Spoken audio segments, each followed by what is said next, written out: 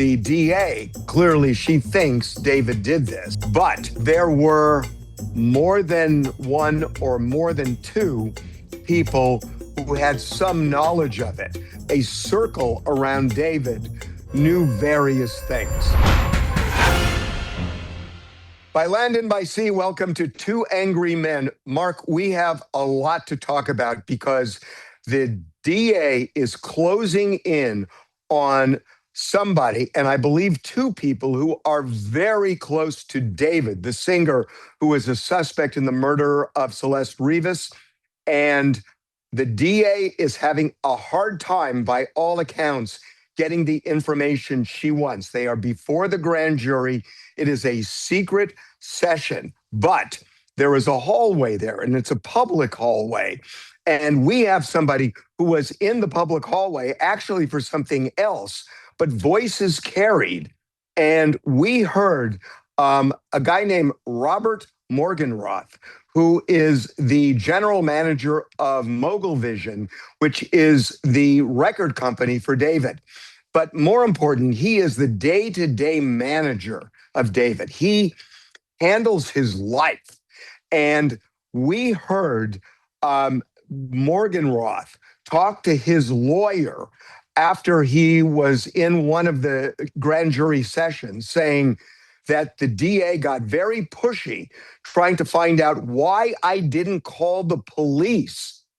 And he said he responded to her. He didn't think it was her responsibility, that his job was to make sure the tour kept going. Well, you only call the police when there's evidence of a crime. So it sounds like the DA believes that Morgenroth knows something that's connected to a crime. And the only crime that's before the grand jury right now is the death of Celeste Rivas. And by the way, they're exactly right. They're not talking about moving somebody after death or postmortem or anything else.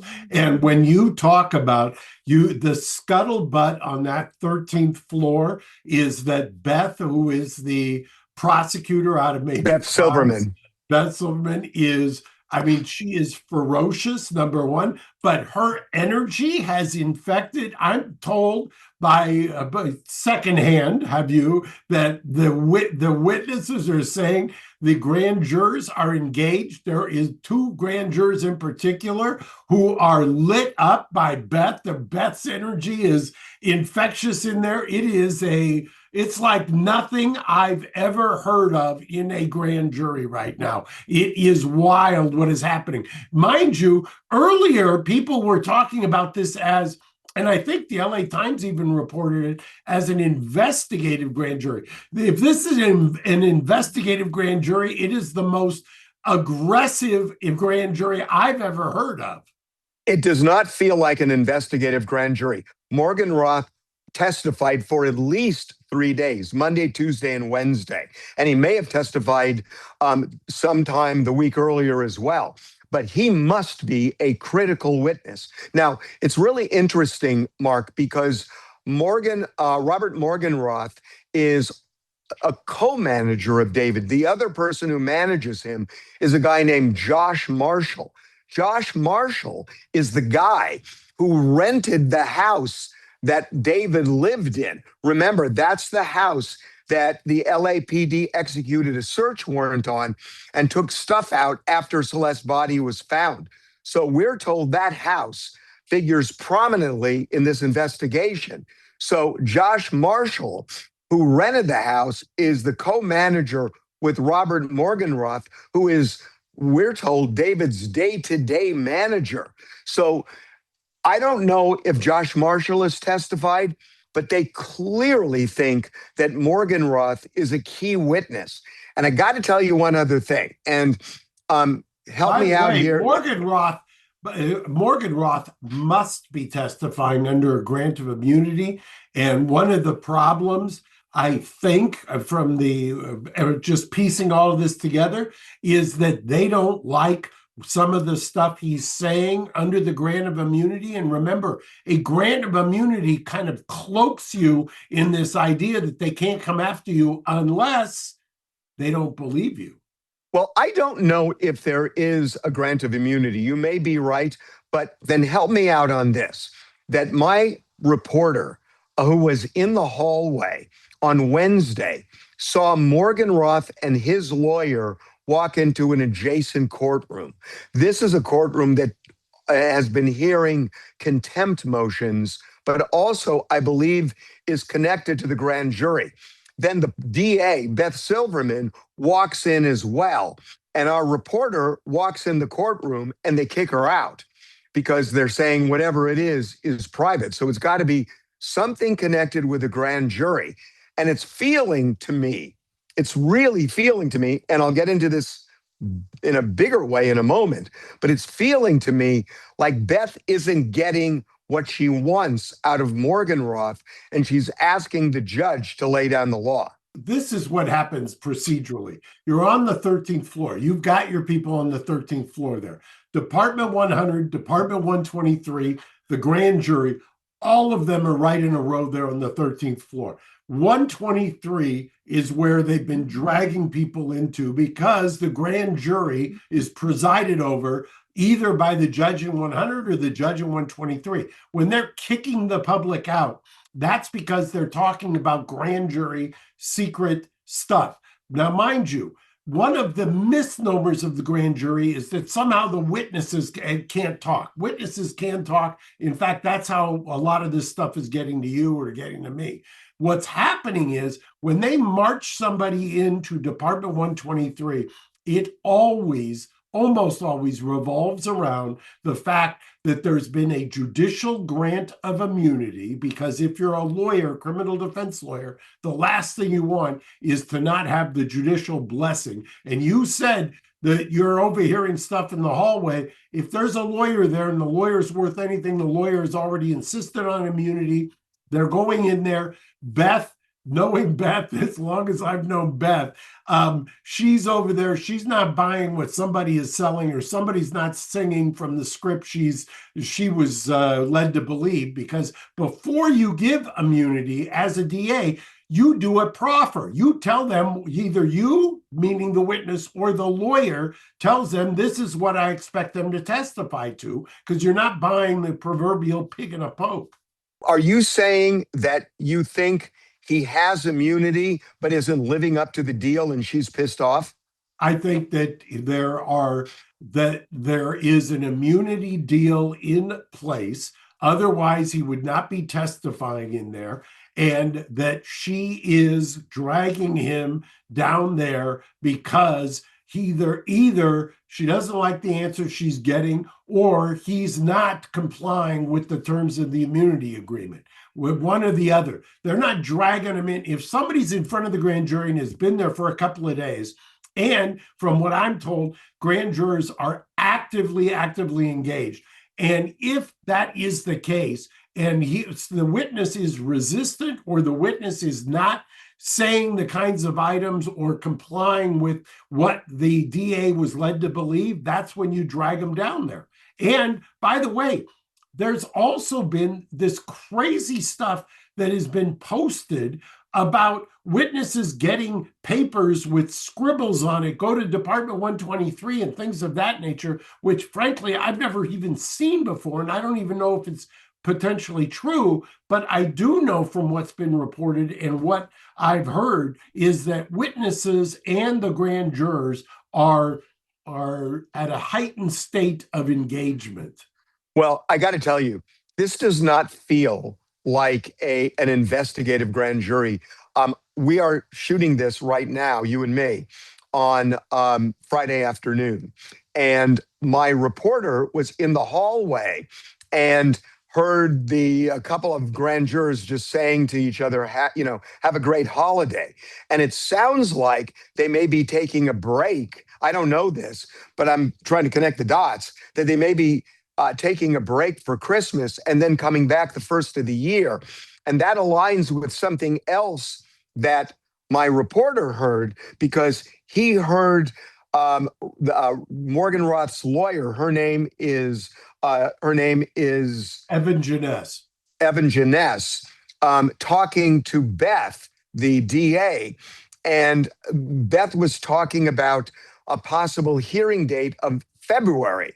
And so they're not going to have an investigative grand jury that goes months and months and months. This feels like a real grand jury that could lead to an indictment. Let me, if there was some kind of a betting line where you could bet on stuff, I would put a ton of money on the fact that there is no way this is an investigative grand jury. Beth Silverman is not over there to do an investigation. She's out of major crimes. They're not assigning Beth to investigate anything. That's maybe one of the biggest jokes I've ever heard. I've known her since she was, I've said this before, since she was a baby DA. She has risen to the pinnacle in that office. She's a force to be reckoned with. And they usually, if you're the grand jury advisor, apologies to a number of them that I have loved over the years, but that is a place for rest and recreation. It's like sitting in Department 30 in arraignment court. That's not where you're going to sit there and put somebody like Beth. So this is, I agree. And I've also heard that one of the reasons that this seems to be going so long is precisely what you reported earlier. This friction between the ME and the LAPD has reached levels I have never seen. And I haven't either. That is causing enormous problems because they've got an investigation. There is, by all accounts, the LAPD is not on board, so to speak, with where the ME is. Well, what I'm told is that from our sources, I think what they've ruled from the ME, although I got a caveat here, is that cause of death is undetermined because of the condition of the body. I don't know whether the toxicology is in. It has to be in by now because her body was found in early September. And that's all on lockdown. I'm assuming the LAPD knows about the tox report, but I don't think the LAPD wants this to be viewed as an undetermined cause of death. They are viewing it as a murder. I got to tell you one other thing, and this to me may be the biggest thing, that on Wednesday, Beth walked out into the hallway and talked to Evan Jeunesse. And my reporter, again, was 12 plus feet away, but heard it. And Beth was saying she was going to get a body attachment for a female witness to show up in court, which for people who don't know, it essentially means you find them, you arrest them, and you take them to court. Right. It's like a bench warrant for a witness. That's why they call it a body attachment. Bring me the body. So help me out here, because to me, Evan Jeunesse, who represents Robert Morgenroth, who is the day-to-day manager of David, that Evan Jeunesse also apparently represents this woman who is a no-show at the grand jury. So it would seem to me, unless this is remarkably coincidental, that this woman and Morgenroth have some connection. Whether she also works for this management company, I don't know. But, it would be remarkably coincidental if Morgenroth has nothing to do with this woman and that one lawyer represents both of them. So what happens often in grand jury proceedings, you don't see it as often in the state court, because the state court, as you know, in California, does not use the grand jury like where I'm sitting in New York, where they use the grand jury basically instead of a preliminary hearing. But what happens in grand jury defense work is whoever is the lawyer for the target, and we know who that is in this case, right. The lawyer for the target wants to have a joint defense agreement so they know what the heck is going on in that grand jury. So what they do is they may reach out and suggest that people go to lawyer A, lawyer B, lawyer C, and have those people under a joint defense agreement. And that way they know, in this case, whoever the lawyer is in the hallway may have one or more witnesses under a joint defense agreement. And as they're getting marched in and out, you can't get between the lawyer and the witness because that's attorney-client. and then the lawyer for the witness is under a joint defense agreement with the lawyer for the defendant, and therefore you're at least doing a parallel investigation, and you know what is happening inside of the grand jury in real time so that you can keep your investigation going, because I guarantee you there's an investigation going on by the defense. In this case, the lawyer for the witness, Robert Morgenroth, is the same lawyer that's representing David. They're two different Correct. lawyers. Correct. But I'll bet you that those two different lawyers are under a joint defense agreement. Maybe, but it would seem to me that Evan Janess, Morgenroth's lawyer, also representing this woman who's uncooperative, it just feels like there's some connection between that woman and Robert Morgenroth. You know, the guys who pioneered this were the ex-AUSAs, the ex on the federal side, where they do almost exclusively grand juries. You know, when's the last time you saw a preliminary hearing in the federal court? But ex-AUSAs, I always tease, have the secret club where they've got the usual suspects that march in during grand jury proceedings, all under a joint defense. And the ex-AUSA club is, okay, you represent these number of witnesses and I'll represent the target or the subject, and then we'll peel off at a certain point when the current AUSA who is targeting them decides to kind of eeny, meeny, miny, mo who they're going to indict. So if they are doing this right now before the grand jury, and it's not an investigative grand jury, it would seem to me that the investigation is complete enough that they can go for an indictment, correct? Correct. And I think anybody who died, that's the only thing I push back on that doesn't make any sense to me as to why they would wait until February, unless there's some sophisticated toxicology, which could be that they have to do. Because remember, if you've got a heavily decomposed body, the idea of trying to determine the cause of death becomes as complicated as the body decomposes. There are all kinds of problems with that. There's all kinds of problems that happen as a natural devolution of the body and the biology. And so they may be trying to do some kind of sophisticated forensic analysis, because I believe they've already gathered all of the electronic and the kind of trail, if you will, and they know who was where when. And so they've got a pretty good idea of who they think is responsible. And that's why they're zeroing in. And that's also, by the way, if they're giving immunity, that means they pretty much ruled out that person on a variety of levels for having any criminal culpability on the bigger crimes, and they're just rolling them over on maybe the disposal, the movement, things that they're not worried about getting kind of coming around and boomeranging on them. What I don't understand about what you just said is that if they're waiting for a sophisticated toxicology report, why would they convene the grand jury and really bring it in for a landing and then just say, now we got to wait for this tox report? Wouldn't they wait for the report, present all the evidence, and then presumably try and get an indictment without a break?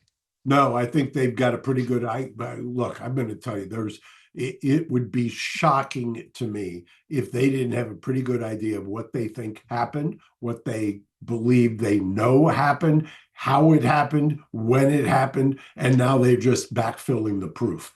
And that's based on the fact that they have all kinds, as I said, they've got, by all accounts, an incredible timeline that they've already created electronically or based on devices and based on people posting certain things. They've got that timeline. They also have kind of video evidence, not just people keep talking about the Tesla, but they've already canvassed. I've been on the receiving end of this with LAPD. They do a remarkable job of getting surrounding cameras, surveillance, ring cameras, things of that nature, piecing them together in terms of a timeline. They've already done all of that. They know exactly what they think happened. That's why I said when I started that, and maybe why it was confusing, I pushed back against the February because the more they learn, if what I'm saying is true and the witnesses' lawyers are communicating with target's lawyers, they know what's going on in that grand jury. It does not take any kind of a sophisticated lawyer to figure out how close they are to pulling the trigger. So, we talked about this with respect to the LAPD, that they believe there is at least one other suspect. Based on a couple of things that I've heard, I think Beth is more than at that point as well, believing that there's somebody else involved. And I think she's not necessarily satisfied that it's just one other person. This is the sense I'm getting. And I don't know that for a fact, but based on some information that I'm getting, it feels like she has not honed in just on a person or two people, that this could be broader than that. And that's the sense I'm getting from our intel. Right. And by the way, it's also more traditionally in the federal than the state, but to cast a wider net so that you get somebody to kind of give up the information and roll on the others. And we had heard before that it was two. Yeah, but now they've expanded that, and they've And expanded there's a reason, by the way, Mark, I'm saying this. I can't say it, but I believe that you and I both know what. Yeah, she is not limited to just two. right. And you and I both know why that is. And you and I both know that when she's asking the question, she being the prosecutor, and she's asking certain questions, that's because, a good lawyer, a good trial lawyer, and she certainly is, knows the answer. And if somebody's not giving them a straight answer, she's going to know it. And that's why she's getting, how should I say, she's taking it to another level. So, help me out here. So you have a situation where this body supposedly, well, we don't know, but we know David took a mysterious trip to Santa Barbara and then spent a couple of hours in a remote area. So do you think they've pieced together? Because look, let's talk about what everybody is whispering, and not even whispering, saying they believe David had something to do with this. And they believe that David may have done something with the body in Santa Barbara. But then the question is, if he did, and we don't know, but if he did, how does the body end up in his Tesla in Los Angeles? You're saying the LAPD knows this. I mean, that is a lot to put together. Well, I think they not only know it, I think that became the thing. You talk about the type of death, so to speak, whether it's a homicide, whether it's undetermined, or well, they're considering it a murder. Yeah, clearly they are. They're also, as you remember, this unbelievable MEs saying that fingertips were waterlogged and were consistent with being frozen, and the LAPD coming out and just have absolutely saying that's not true. Yeah, they told us our story. They told us our story was wrong. And then we've actually seen that in writing, they say that they couldn't take the fingerprints off of Celeste because of waterlogged fingers. So right. There you go. And by the way, so there are, unless they're considering this a drowning, the supposition by the ME was that the body was partially frozen, and partially frozen is why you had waterlogged fingers. I mean, that's what we're told. So, yeah. Okay, Mark, I don't want to get out over my skis on this, but Morgan Roth, when he said Beth got upset with him on why he didn't call the police, and he said, not my responsibility. And then when you pair that with what I believe to be true, which is Beth is not only limiting this to two suspects, what's sounding like to me is that whatever was happening was known, but not that other people participated necessarily, but some of this was known to other people, allegedly in David's world. Correct. And That's that's the way this right. is feeling to me. That's exactly the same kind of reaction I had, that she knows because people had talked. She's got her sights on more than just one or two people. And by the way, I gave you immunity, Mr. Witness, and you need to tell me why you didn't call, because I think I know why you didn't call, and you're not being forthcoming to me. So what does that tell you? Now, I will say that, because we want to be very transparent here, that this manager has been the manager for around 4 years. And David was on 2 other tours in addition to the one that he was on when Celeste's body was discovered in his car. But it would seem to me this has to have to do with the September tour, because otherwise, why would Beth be interested in something 2 years before? Oh, and by the way, I'm as you know, I make my living out of the presumption of innocence. The fact that the person is in there, whether they've got immunity or not, speaks volumes as to that person thinking, I didn't do anything wrong. I'm in there. I've been either given immunity or I've gone in without immunity, which I think is highly unlikely if you've got a lawyer sitting there. But the idea of getting crosswise with the DA, I think, shows that the DA knows or suspects that the witness knows more than they're saying. Why didn't you call police?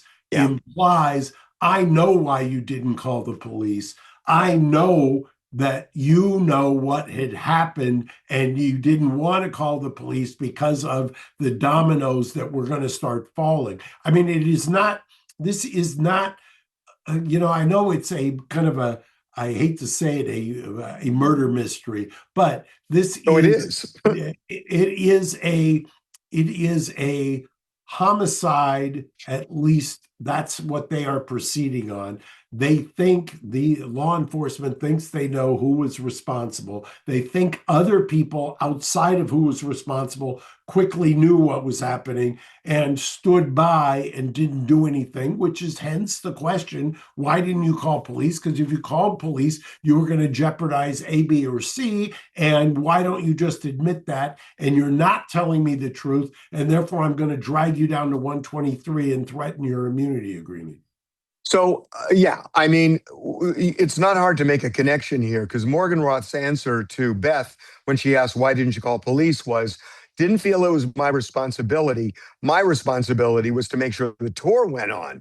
I don't think it's a big leap to think that maybe he thought that if he did call the police, the tour would be in jeopardy.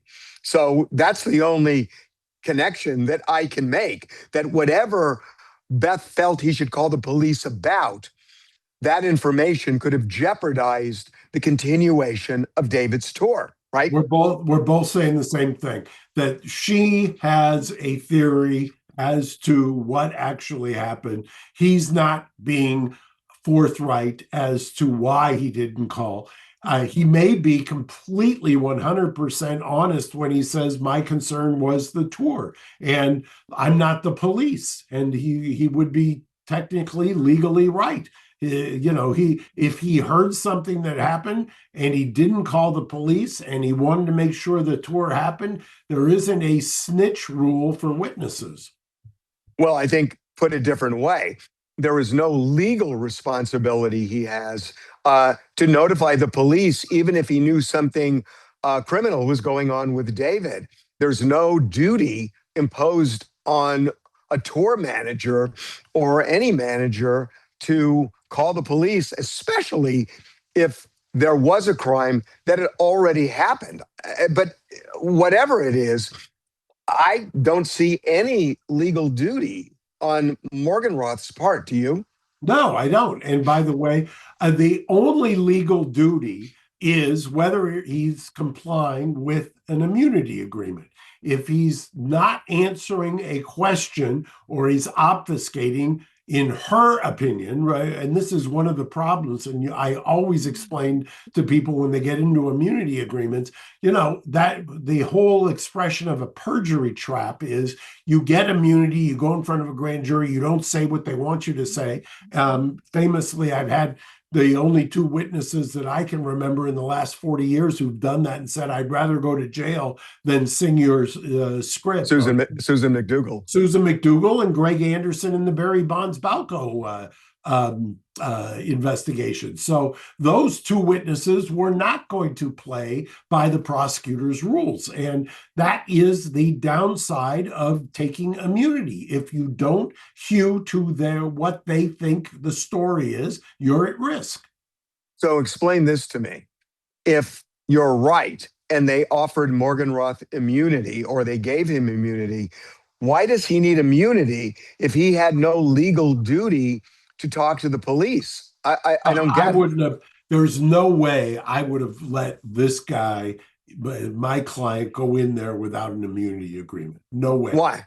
Because anything he knows, other than, and by the way, he's already confirmed that, at least reportedly from the hallway discussions, because when you have to say, I didn't think it was my duty, when somebody's asking the question, why didn't you? That's enough to trigger any sentient criminal defense lawyer to say, you're not talking unless you've got immunity. That somebody will try to fashion liability on that absent an immunity agreement. By the way, your defense is a jury instruction that says mere presence is not enough, or knowledge of a crime is not enough. Who wants to be on the receiving end of that? Everything I'm hearing seems to suggest that whatever Beth thinks happened, and clearly she thinks David did this, whatever she thinks happened, there were more than one or more than two people who had some knowledge of it, because everything I'm hearing, based on a reporter there and other information, is that her net is wider than two people. So I think she thinks, and again, I'm connecting dots, and I'm not going to say I know something when I don't, but I'm connecting dots. That I think Beth believes that a circle around David knew various things. Does that make sense to you? That's exactly what I think is happening. I think not only two or three, I think there are as many as 8 different people who were in the orbit who had heard or had witnessed what had happened. And they are basically casting that net, trying to get closer to the center of that circle. So the joke is that a grand jury would indict a ham sandwich. If the LAPD except if it's Tish James, but other than that, yes. Okay. Nice deviation. But if in this case, everything we're told is that the LAPD believes they have hard evidence against David. That doesn't mean he did it. It's just that they believe it. And so if they believe it and they have evidence, they have data from the Tesla, they have ring phone video, they have witnesses and whatever else. They've got surveillance footage. If they have all of that, even if the ME comes back with an undetermined cause of death and nothing particularly helpful with toxicology, that would not prevent an indictment, would it? No, I mean, take a look at, my friend Matt Murphy, who used to be an Orange County DA. I think Matt has done in his day, prosecuted 5 no-body cases. I'm old enough to remember, you're old enough to remember J. Miller Levy, who was a legend in the LADA's office, who made his career on a no-body case. If you can get a conviction on a no-body case, you can get a conviction on a no evidence, no direct evidence case. Do you think David's going to get indicted? Do I? I wouldn't start betting on that. I don't think I'm there yet. Really?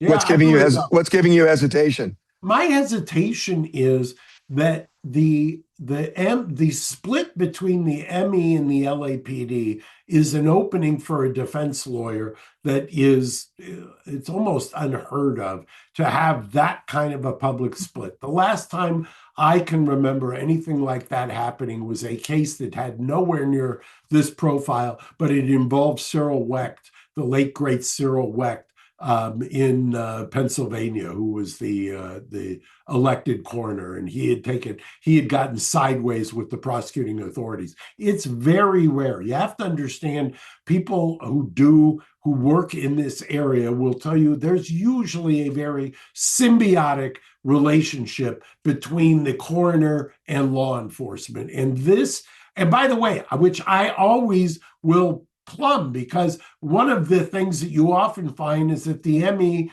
or the representative will kind of tailor their conclusion based upon what a detective is feeding them, which is unfair, which is not science. That's junk science. So this is really a stark contrast and something that is extremely rare, and I think fascinating to not just practitioners, but the public, obviously. Well, except that's something that comes up at trial when the defense puts on its case.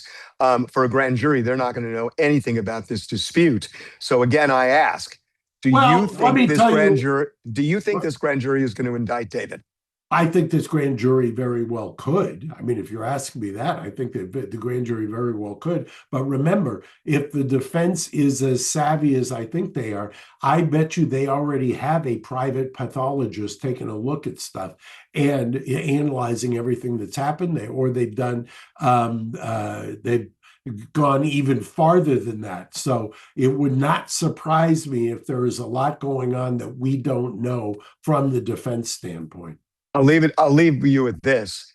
I think bigger than that is that if David gets indicted, the biggest argument they got is, why is somebody doing something to a body in Santa Barbara, and then months later it ends up in his Tesla at his home when he's on tour? Why would somebody who committed murder do something that ridiculous? You want me to respond? Sure. If the clients made good decisions, they wouldn't need their lawyers. Oh. See you next week. See you then. Bye.